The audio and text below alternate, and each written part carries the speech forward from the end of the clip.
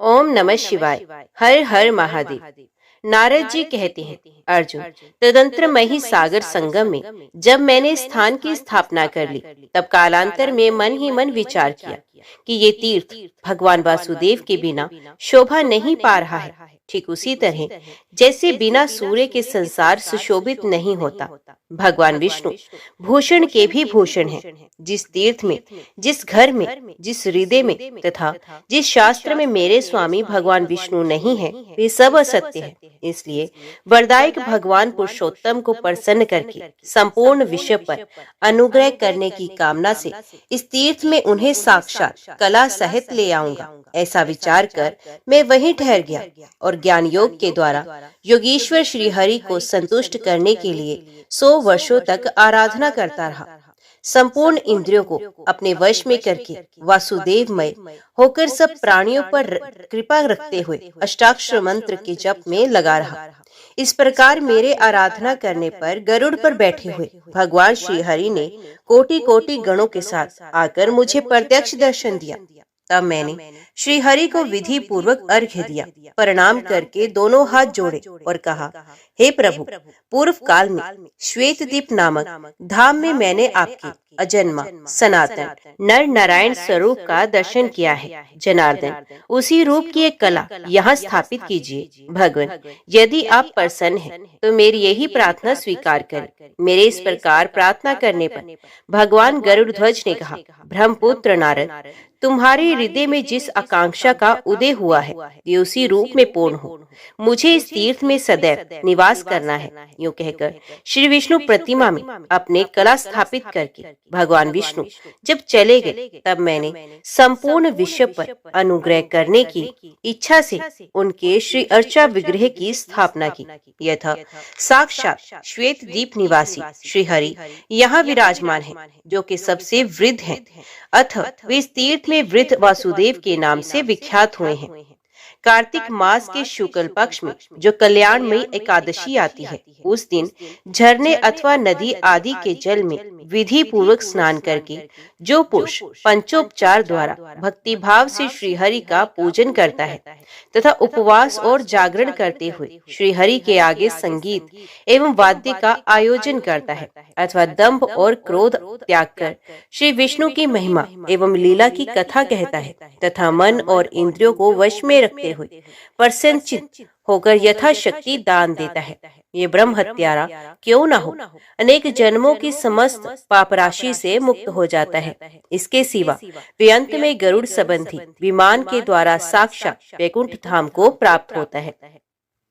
श्रद्धापूर्वक, प्रसन्नतापूर्वक, उत्साह के साथ आंतरिक अभिलाषा से अहंकार छोड़कर भगवान को स्नान कराकर उन्हें धूप और चंदन चढ़ाकर पुष्प और नैवेद्य समर्पण करके अर्घ्यदान देकर प्रत्येक प्रहर में अत्यंत भक्ति भाव से भगवान की आरती उतारकर चंवर डुलाने का आनंद लेते हुए, मेरी भेरी बजाते हुए पुराण कथा श्रवण पूर्वक भक्ति युक्त नृत्य करके नींद से दूर रहकर क्षुधा पिपासा तथा रसवादन की इच्छा से रहित होकर भगवत चरणा रविंदों की सुगंधा को सूंघते हुए भगवत प्रिय रात्रि संगीत का आयोजन करके भगवत तीर्थ में जाकर प्राणायाम पूर्वक ब्रह्मचर्य के पालन पूर्वक स्तोत्र पाठ के साथ भगवान के चरणोदक को ग्रहण करते हुए सत्य भाषण पूर्वक सत्संग का लाभ उठाते हुए तथा पुण्य वार्ता कथा उपदेश आदि के सहित इन 25 विशेषताओं के साथ जो मनुष्य एकादशी के रात में भगवान के समीप जागरण करता है,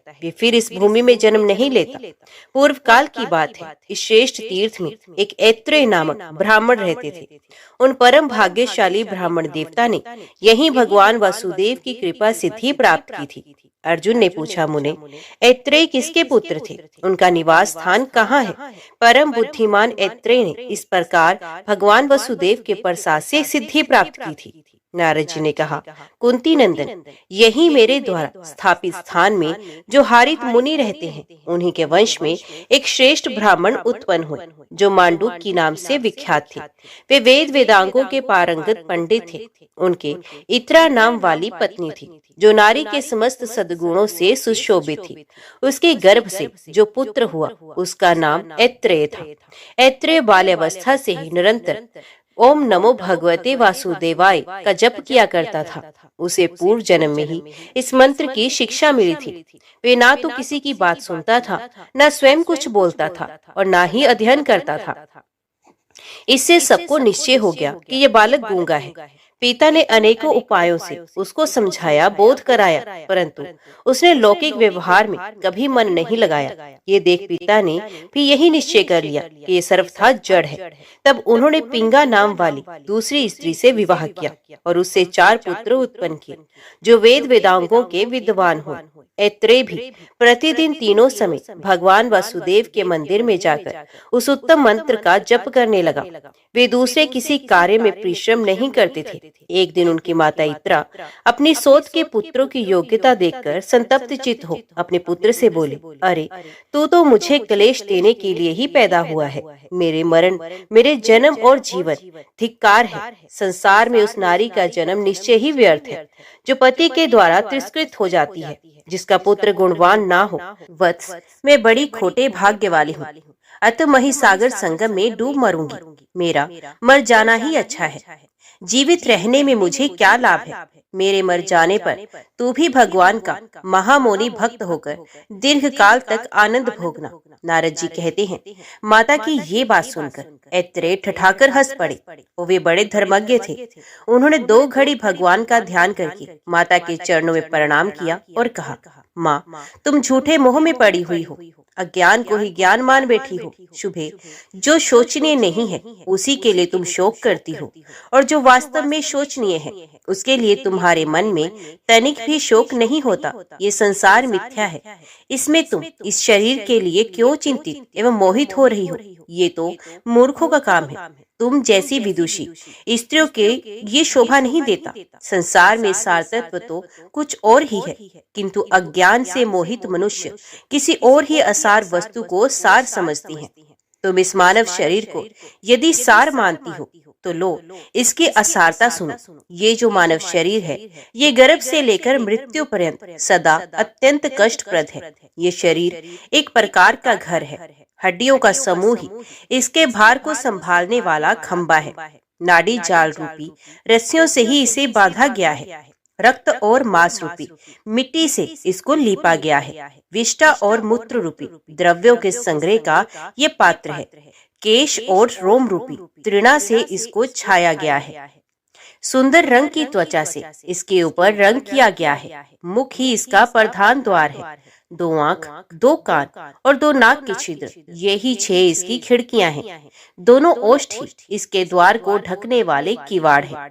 दांत ही अगला किवाड़ है। नाड़ी और पसीने ही नाली और जल प्रवाह है।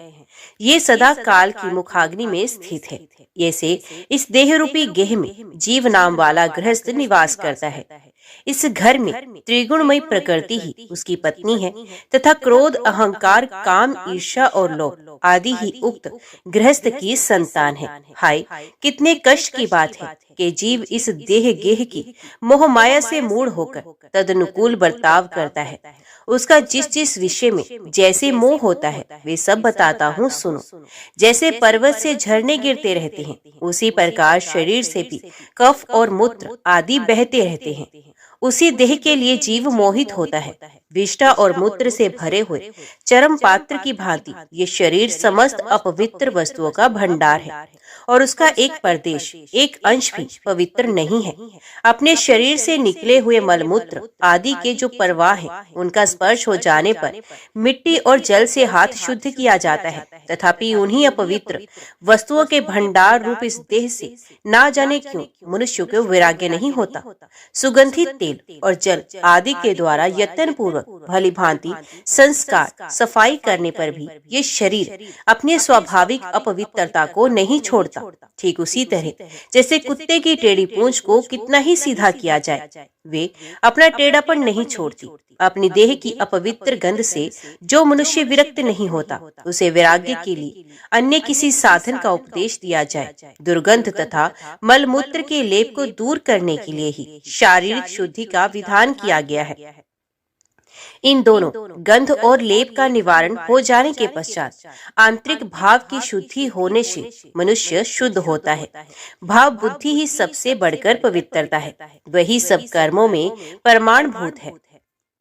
आलिंगन पत्नी का भी किया जाता है और पुत्री का भी, परंतु दोनों में भाव का महान अंतर है।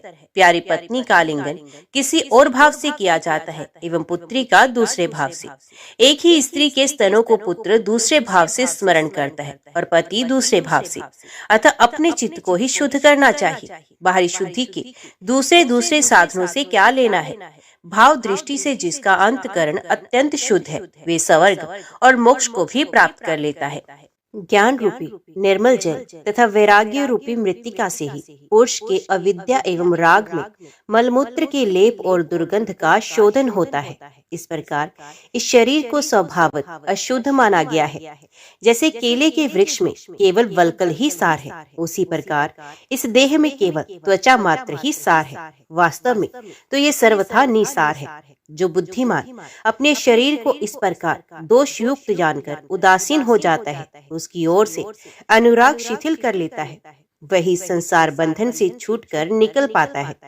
किंतु जो दृढ़ता पूर्वक इस शरीर को पकड़े हुए रहता है, इसका मोह नहीं छोड़ता, वे संसार में ही पड़ा रह जाता है। इस प्रकार ये मानव जन्म लोगों के अज्ञान दोष से तथा नाना कर्मवशात दुख स्वरूप और महान कष्टप्रद बताया गया है।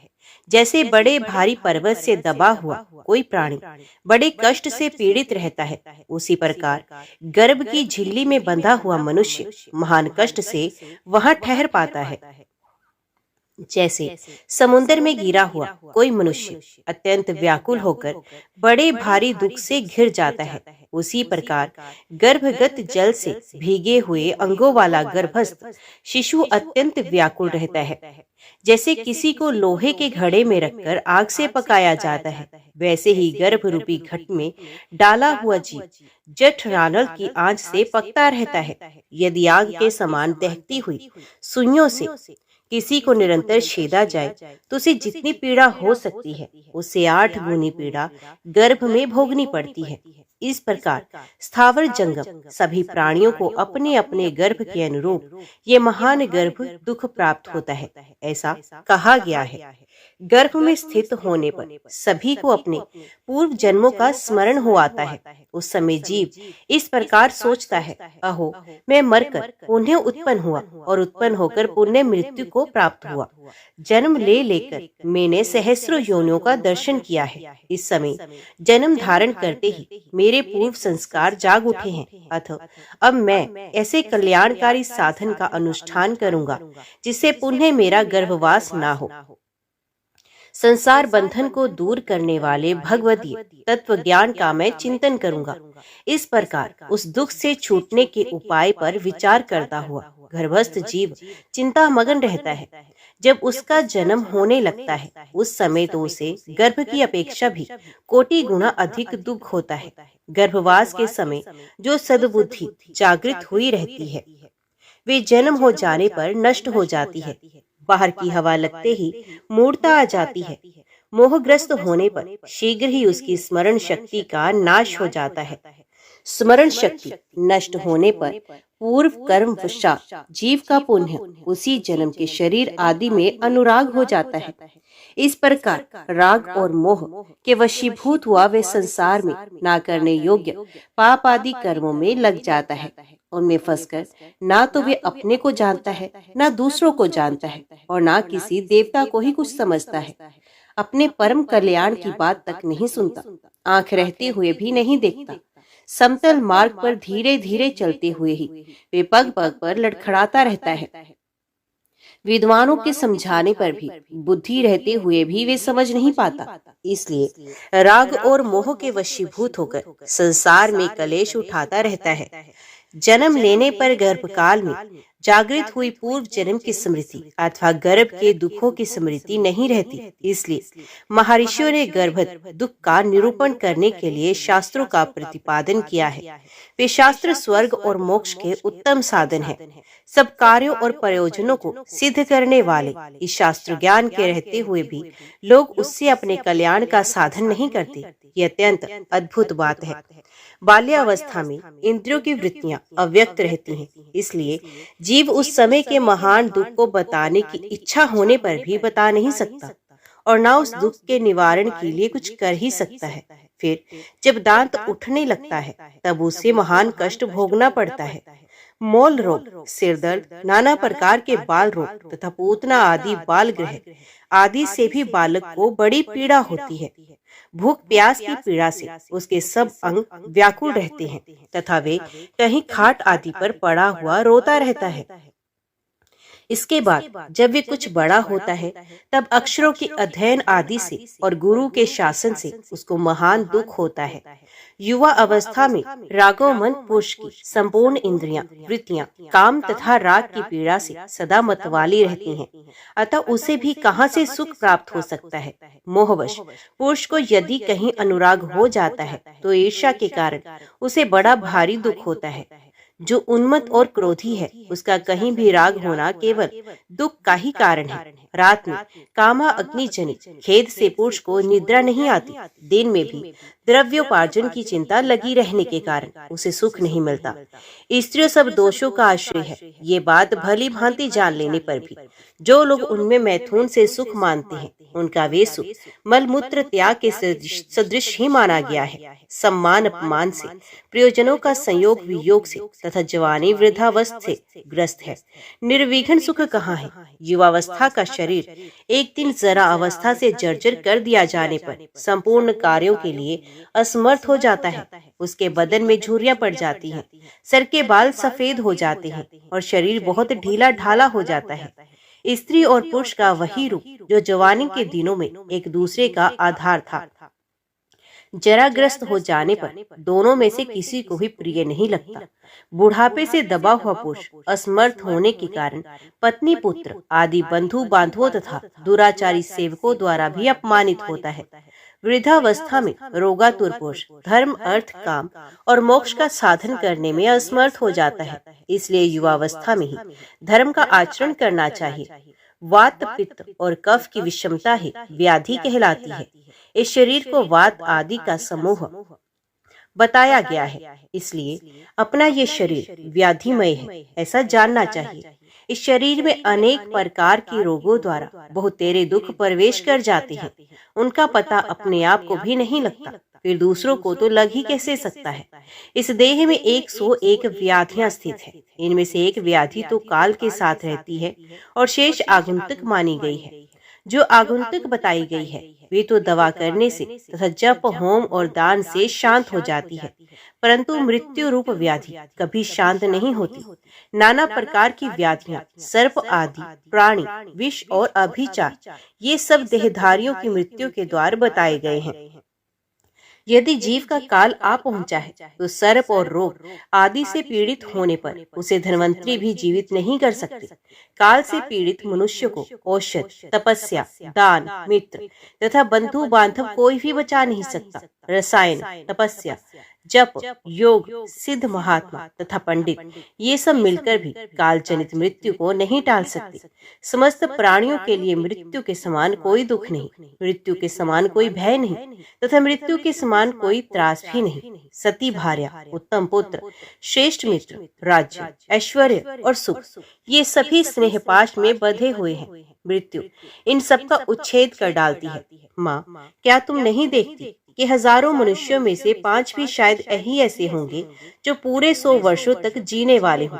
कोई ही कोई 80 वर्ष और 70 वर्ष की अवस्था में मरते हैं। प्राय 60 वर्ष तक की ही लोगों की परमायु हो गई है, किंतु वे भी सबके लिए निश्चित नहीं।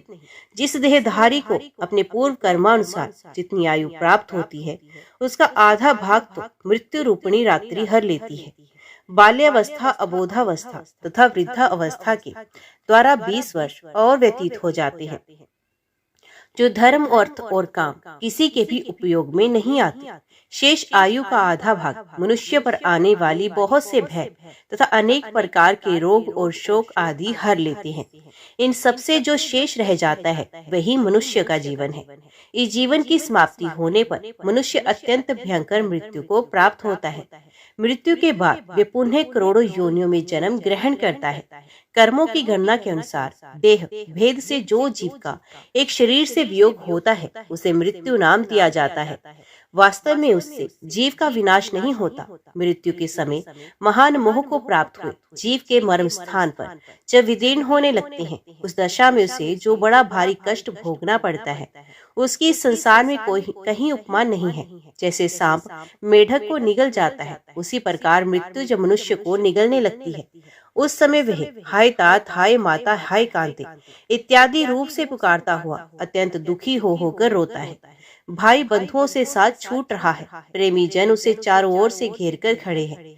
वे सूखते हुए मुख से गरम गरम लंबी सांस खींचता है। चारपाई पर चारों ओर बार बार करवट बदलता है। पीड़ा से मोहित होकर बड़े वेग से इधर उधर हाथ फेंकता है। खाट से भूमि पर और भूमि से खाट पर तथा फिर भूमि पर आना चाहता है। उसके वस्त्र खुल गए हैं, लज्जा छूट चुकी है, विष्ठा और मूत्र में सना हुआ है। कंठ, ओष्ठ और तालु सूख जाने के कारण बार बार पानी मांगता है। अपने धन वैभव के लिए इस बात की चिंता करता है कि मेरे मर जाने पर ये किसके हाथ में पड़ेंगे। उन्हें कालपाश से खींचे जाने पर उसका गला घुरघुराने लगता है और पार्श्ववर्ती लोगों के देखते देखते मृत्यु को प्राप्त हो जाता है।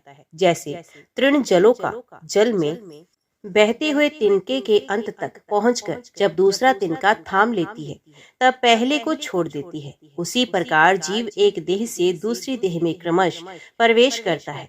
भावी शरीर में अंशत प्रवेश करके पूर्व शरीर का त्याग करता है। विवेकी पुरुष के लिए किसी से कुछ मांगना मृत्यु से भी अधिक दुखदायी होता है। मृत्यु का दुख तो क्षण भर में समाप्त हो जाता है, परंतु याचना जनित दुख का कभी अंत नहीं होता। मैंने तो इस समय यह अनुभव किया है कि मृत मनुष्य जीवित रहकर याचना करने वाले की अपेक्षा श्रेष्ठ है, क्योंकि अब वे फिर दूसरे किसी के सामने हाथ नहीं फैला सकता। तृष्णा ही लघुता का कारण है। आदि में दुख है, मध्य में दुख है तथा अंत में भी दारुण दुख प्राप्त होता है। दुखों की ये परंपरा समस्त प्राणियों को स्वभावत प्राप्त होती है। क्षुधा को सब रोगों से महान रोग माना गया है। ये अन्न रूपी औषधि का लेप करने से कुछ क्षणों के लिए शांत हो जाती है। क्षुधा रूपी व्याधि की तीव्र वेदना संपूर्ण बल का उच्छेद करने वाली है। जैसे अन्य रोगों से लोग मरते हैं, उसी प्रकार क्षुधा से पीड़ित होने पर भी मनुष्य की मृत्यु हो जाती है। यदि कहें धन धान्य संपन्न राजा सुखी होंगे तो ये भी ठीक नहीं। राजा को केवल यह अभिमान ही होता है कि मेरे घर में इतना वैभव शोभा पा रहा है। वास्तव में तो उनका सारा आभरण भार रूप है। समस्त आलेपन द्रव्य मल मात्र है। संपूर्ण संगीत राग प्रलाप मात्र है तथा नृत्य आदि भी पागलों की सी चेष्टा है। विचार दृष्टि से देखने पर इन राज्य भोगों के द्वारा राजाओं को सुख कहाँ मिलता है, क्योंकि वे लोग तो एक दूसरे को जीतने के लिए सदा ही चिंतित रहते हैं।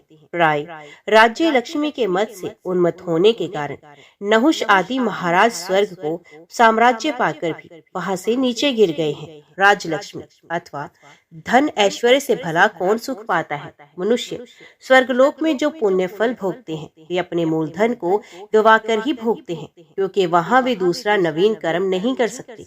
यही स्वर्ग में अत्यंत भयंकर दोष है। जैसे वृक्ष की जड़ काट देने पर वे विवश होकर पृथ्वी पर गिर पड़ता है, उसी प्रकार पुण्य रूपी मूल का क्षय हो जाने पर स्वर्गवासी जीव पुण्य पृथ्वी पर गिर पड़ते हैं। इस तरह विचार पूर्वक देखा जाए तो स्वर्ग में भी देवताओं को कोई सुख नहीं है। नरक में गए हुए पापी जीवों का दुख तो प्रसिद्ध ही है, उनका क्या वर्णन किया जाए। स्थावर योनि में पड़े हुए जीवों को भी बहुत दुख भोगने पड़ते हैं। दावानल से जलना, पाला पड़ने से गलना, धूप और हवा से सूखना, कुल्हाड़ी से काटा जाना, उनके छिलकों का उतारा जाना, प्रचंड आंधी के वेग से पत्तों, डालियों और फलों का गिराया जाना तथा हाथियों और अन्य जंगली जंतुओं द्वारा कुचला जाना आदि उनके लिए महान दुख है। सर्पों और बिच्छुओं को प्यास और भूख का कष्ट रहता है। उन्हें क्रोध का भी दारुण दुख सहन करना पड़ता है। संसार में प्राय दुष्ट सांप बिच्छुओं को मारा जाता है, उन्हें जाल में फंसाकर बंद रखा जाता है। माताजी, इस प्रकार उस योनि के जीवों को बारंबार कष्ट उठाना पड़ता है।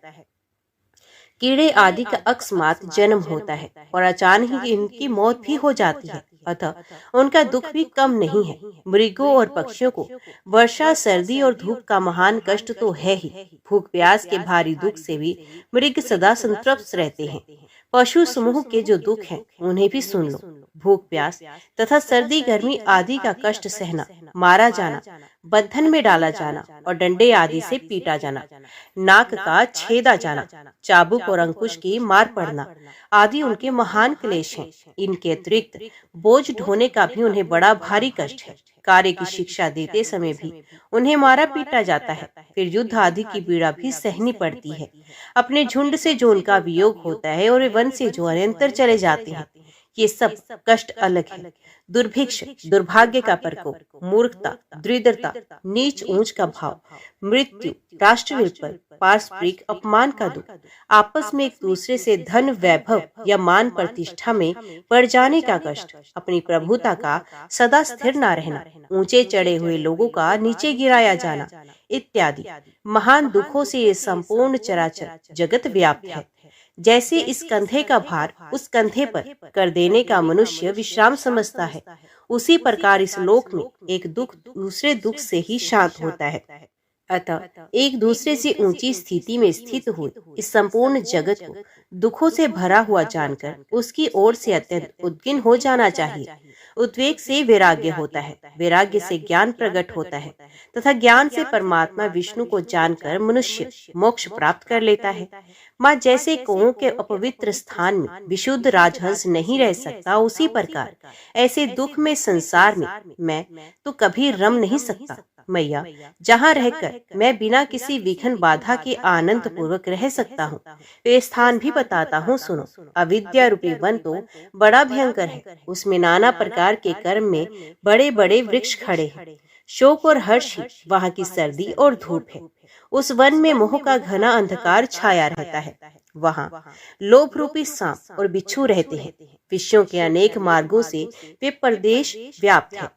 काम और क्रोध रूपी बधिक तथा लुटेरे उसमें सदा डेरा डाले रहते हैं। उस महादुख में विशाल वन को लांघकर अब मैं एक ऐसे महान विपिन में प्रवेश कर चुका हूँ, जहाँ पहुंचकर उसके तत्व को जानने वाले ज्ञानी पुरुष न शोक करते हैं न ही हर्ष।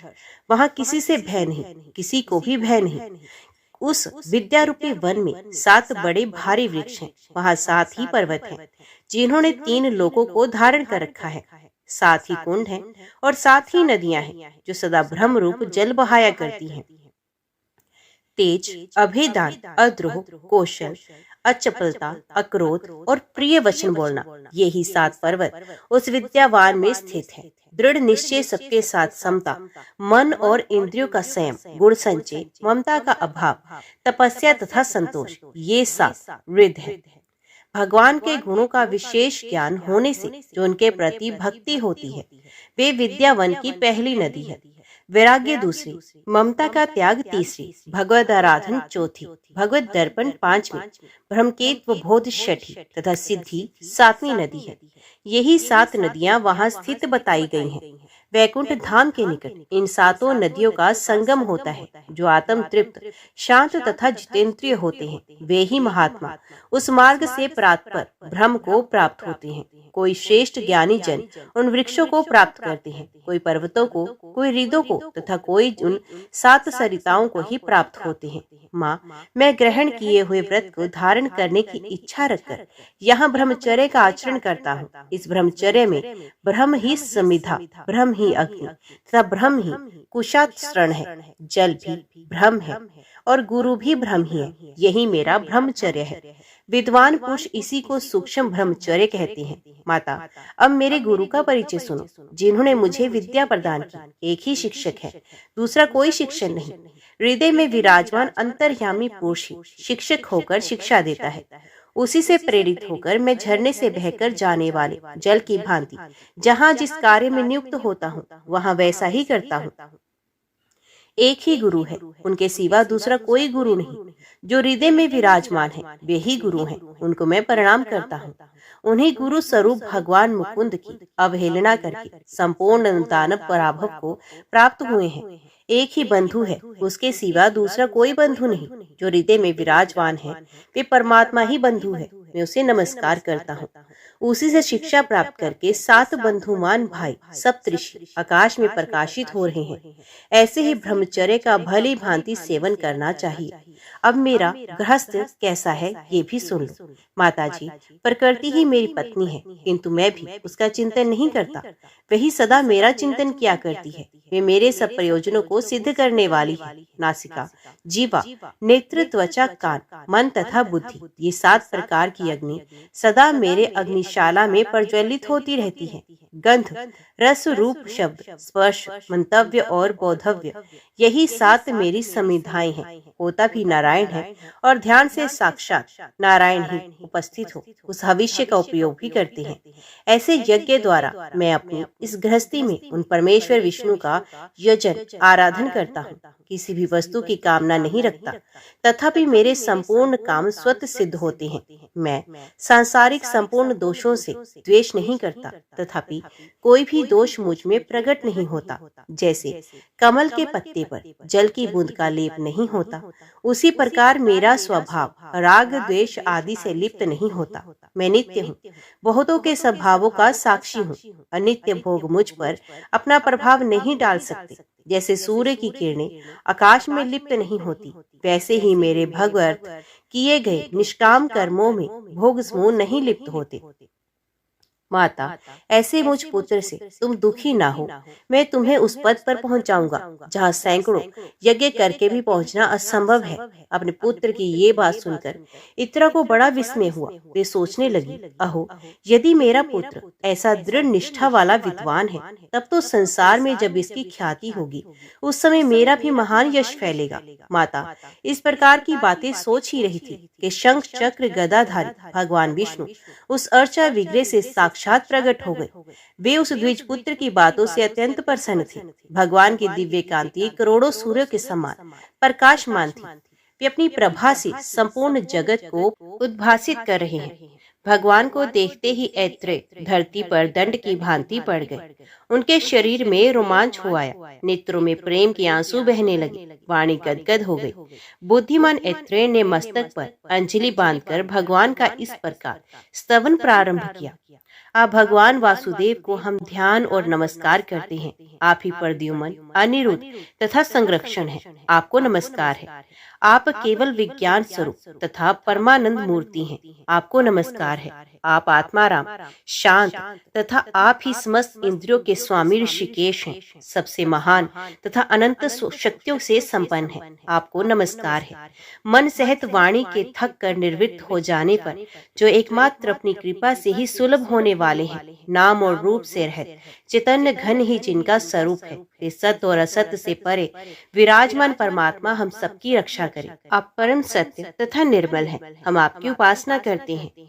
जो ऐश्वर्य से युक्त परम पुरुष, महानुभाव एवं समस्त महाविभूतियों के अधिपति हैं, उन भगवान को नमस्कार है। आप सबसे उत्कृष्ट हैं।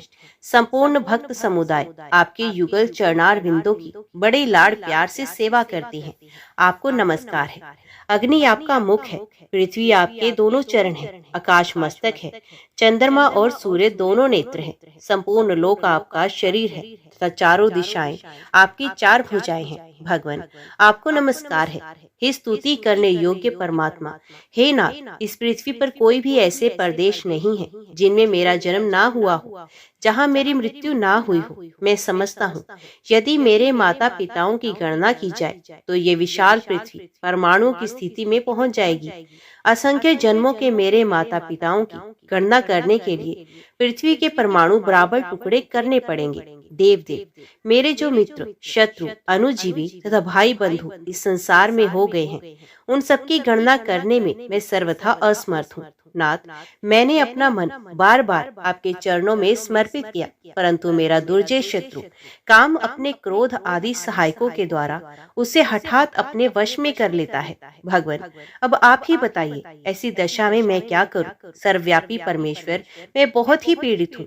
संसार रूपी गड्ढे में गिरे हुए इस दीन पर आप दया कीजिए। दुर्गति में पड़ा हुआ प्राणी भी महात्माओं की शरण में आ जाने पर कष्ट नहीं भोगता। रोगी मनुष्यों को शरण देने वाला वैद्य है। महासागर में डूबे हुए मनुष्य का सहारा नौका है। बालक को आश्रय देने वाले माता और पिता है। परंतु भगवान, अत्यंत घोर संसार बंधन से दुखी हुए मनुष्य को शरण देने वाले केवल आप ही हैं। सर्व स्वरूप परमेश्वर, प्रसन्न होइए, आप ही सबके कारण हैं। पारमार्थिक सार तत्व भी आप ही हैं। महान दुख समूह से भरे हुए संसार रूपी गड्ढे से स्वयं ही हाथ जो पकड़कर मुझे निकाल लीजिए। हे अच्युत, हे उरुक्रम, ये संसार भूख और प्यास से, वात पित्त और कफ, इन तीन धातुओं से, सर्दी गर्मी आंधी और वर्षा से, आपस में ही एक दूसरे से तथा कभी तृप्त न होने वाली काम अग्नि तथा क्रोधाग्नि से बारंबार पीड़ित होता है। इसे इस दशा में देखकर मेरा मन बहुत दुखी हो रहा है।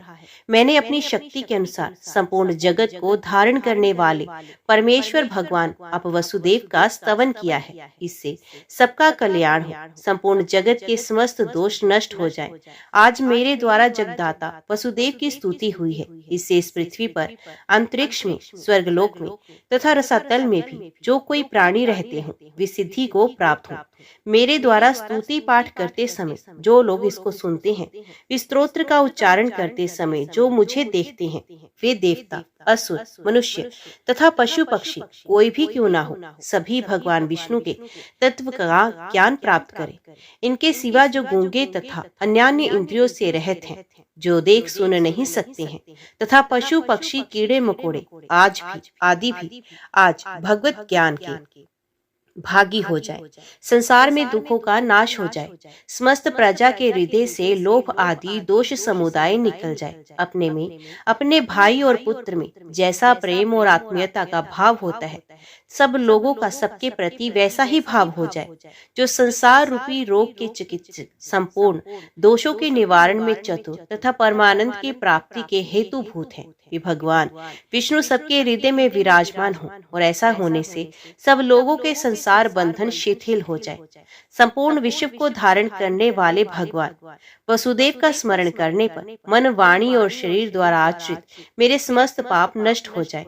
हे वसुदेव, ऐसा उच्चारण करने पर अथवा भगवान विष्णु के भक्त की महिमा का कीर्तन करने पर अथवा श्री हरि का स्मरण करने पर समस्त पापों का नाश हो जाता है। यदि ये सत्य है तो सत्य के प्रभाव से मेरा पाप नष्ट हो सकता है।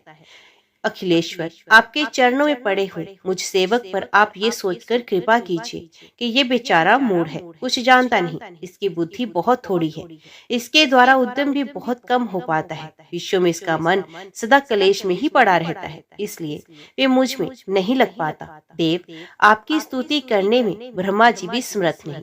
भगवान, आप प्रसन्न होइए। हे विष्णु, आप बड़े दयालु हैं, मुझ अनाथ पर कृपा कीजिए। हे अनंत, हे पापहारी हरि, आप पुरुषोत्तम है, संसार सागर में डूबे हुए मुझ दीन का उद्धार कीजिए। अर्जुन, ऐत्रेय की इस प्रकार स्तुति करने पर विशालकाय भगवान वसुदेव ने आनंद मगन होकर कहा, वत्स ऐत्रेय, मैं तुम्हारी भक्ति से और इस स्तुति से बहुत प्रसन्न हूँ। तुम मुझसे कोई मनोवांछित एवं दुर्लभ वर मांगो।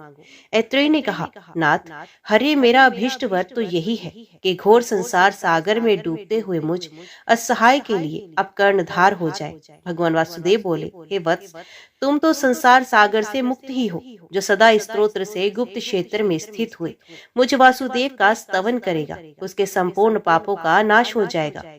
अतः ये अघनाशन नाम से विख्यात होगा। जो एकादशी को उपवास करके मेरे आगे स्तोत्र का पाठ करेगा, वे शुद्ध चित्त होकर मेरे परम धाम को प्राप्त होगा। जैसे सब क्षेत्रों में ये गुप्त क्षेत्र मुझे अधिक प्रिय है, उसी प्रकार सब स्तोत्रों में ये स्तोत्र मुझे विशेष प्रिय है। जिन प्राणियों के उद्देश्य से महात्मा पुरुष इस स्तोत्र का जप करते हैं, वे सब प्राणी मेरी कृपा से शांति, ऐश्वर्य तथा उत्तम बुद्धि प्राप्त करेंगे। बेटा, तुम श्रद्धा पूर्वक वैदिक धर्मों का आचरण करो, उन्हें निष्काम भाव से मुझे समर्पित कर देने पर उनके द्वारा तुम्हें बंधन नहीं प्राप्त होगा। पत्नी का पाणी ग्रहण करके तुम यज्ञ द्वारा भगवान की आराधना करो और अपनी माता की प्रसन्नता बढ़ाओ। मुझ में तीव्र ध्यान करने से निस्संदेह तुम मुझे ही प्राप्त होगे। बुद्धि, मन, अहंकार, 5 ज्ञान इंद्रियां और 5 कर्म इंद्रियां, ये 13 ग्रह हैं। बोध द्रव्य, मंतव्य, शब्द स्पर्श रूप रस गंध वचन, आदान कर्म गगन, गमन, मलोत्सर्ग और रतिजनित आनंद ये 13 महाग्रह हैं। बेटा, अपने बुद्धि आदि शुद्धि आसक्ति शून्य ग्रहों के द्वारा मेरा ध्यान करते हुए पूर्वोक्त महाग्रहों को शुद्ध रूप में ग्रहण करो, भगवत प्रसाद मानकर स्वीकार करो। ऐसा करने से तुम मोक्ष प्राप्त कर लोगे। वीर, इस प्रकार भगवत दर्पण बुद्धि से कर्म करने पर तुम नैष्कर्म्य भाव को प्राप्त करोगे। ठीक उसी तरह जैसे चतुर स्वर्ण का रस संबंधी तांबे को स्वर्ण के रूप में उपलब्ध करता है, वर्णाश्रमोचित आचार वाला पुरुष भी यदि अपने सब कर्म मुझे समर्पित करके स्वयं मेरे ध्यान में संलग्न हो जाता है तो उसे भी यहाँ मोक्ष दुर्लभ नहीं है। इसलिए मेरे बताए हुए अनुसार बर्ताव करते हुए नियम परायण होकर तुम आनंद पूर्वक रहो। अपनी 7 पीढ़ियों तक का उद्धार करके फिर मुझ में लीन हो जाओगे। यद्यपि वेदों का अध्ययन तुमने नहीं किया है तो भी संपूर्ण वेद तुम्हारी बुद्धि में स्वयं प्रतिभासित हो जाएंगे। अब यहाँ से कोटि तीर्थ में जहाँ हरिमेधा का यज्ञ हो रहा है वहाँ जाओ, वहाँ तुम्हारी माता का संपूर्ण मनोरथ सफल होगा। क्यों कहकर भगवान विष्णु पुण्य वसुदेव विग्रह में ही प्रवेश कर गए। उस समय ऐत्रेय की माता और ऐत्रेय दोनों एकटक दृष्टि से भगवान की ओर ही देख रहे थे। तत्पश्चात वसुदेव विग्रह को नमस्कार करके विस्मय और आनंद में निमग्न हुए। ऐत्रेय ने अपनी माता से कहा, माँ, मैं पूर्व जन्म में शूद्र था। एक दिन सांसारिक दोषों से भयभीत होकर एक धर्मनिष्ठ ब्राह्मण की शरण में गया। वे बड़े दयालु थे।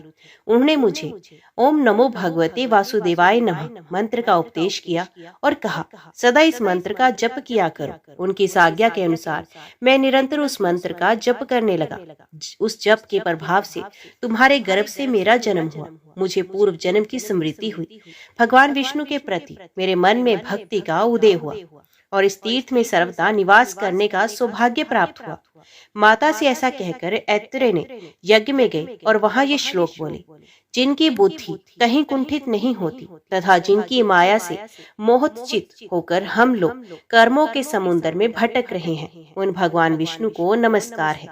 इस श्लोक का आशय बहुत गंभीर है। हरि मेधा आदि ब्राह्मणों ने जब इसे सुना तब आसन और पूजा आदि के द्वारा ऐत्रेय का बहुत सत्कार किया। तत्पश्चात ऐत्रेय ने अपनी विद्या से उन वेदार्थ निपुण ब्राह्मणों को संतुष्ट किया। फिर सब ने उन्हें दक्षिणा दी। हरि मेधा ने ऐत्रेय को अपनी पुत्री भी दे दी। धन और पत्नी को ग्रहण करके ऐत्रेय अपने घर आए। उन्होंने माता को आनंदित किया और अनेकों निर्मल पुत्रों को जन्म दिया। ऐत्रेय सदा द्वादशी व्रत का पालन करते रहे। वे अनेक यज्ञों द्वारा भगवान का यजन करके निरंतर वसुदेव का ध्यान किया करते थे। इससे देह त्याग के पश्चात उन्होंने मोक्ष प्राप्त किया। अर्जुन, ऐसी महिमा वाले भगवान वसुदेव यहाँ स्वयं विराजमान है। जो इनकी पूजा अर्चना और स्तुति करता है उसका सब पुण्य अक्षय माना गया है। जय श्री राधे कृष्ण। ओम नमो भगवते वासुदेवाय नमः। आज की वीडियो में इतना ही। उम्मीद करती हूँ वीडियो आपको पसंद आई होगी। वीडियो पसंद आई हो तो वीडियो को लाइक और चैनल को सब्सक्राइब जरूर कीजिएगा। जय श्री हरि लिखकर कमेंट बॉक्स में अपनी हाजिरी और अपने सुझाव देना ना भूलिएगा।